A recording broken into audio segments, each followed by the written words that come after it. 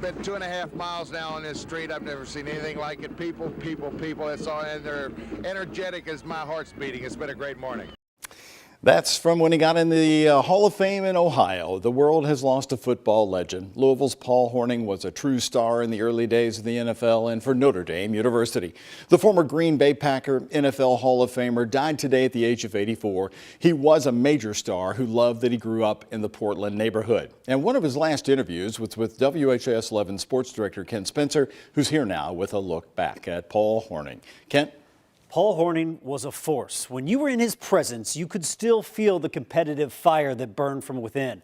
Who better to describe the Golden Life than the Golden Boy himself? Paul Hornung didn't start as the Golden Boy.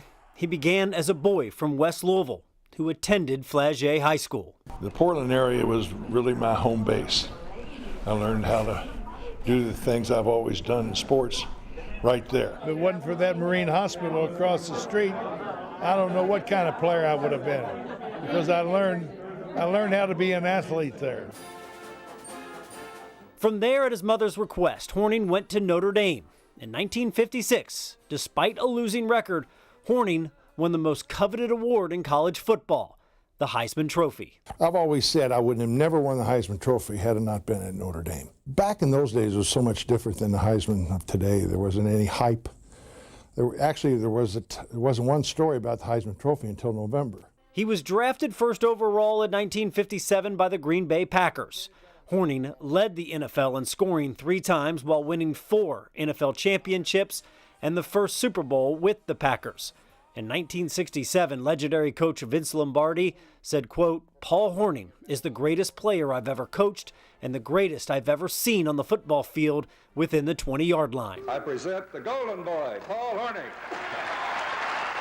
Hornung was inducted into the Pro Football Hall of Fame in 1986. This is the greatest day in my life. I waited a long time to get here. But for Hornung, Louisville was always home. In 2006, this statue was unveiled outside of Louisville Slugger Field. Well, this is at the top of the heap, let's put it that way. I couldn't be accorded any better pat on the back than something like this, especially from your hometown. And that's what really makes it special for me. I love Louisville. In 2010, the Louisville Sports Commission launched the Paul Hornung Award, an honor presented to the most versatile player in college football. Great all-around football player.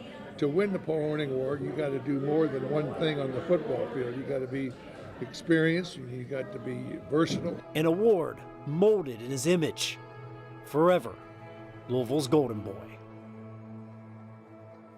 Paul Hornung loved where he grew up, loved the West End, wanted to always give back. That's why in lieu of flowers, the family requests donations be made to the Norton Sports, Health, Athletics, and Learning Complex via the Louisville Urban League.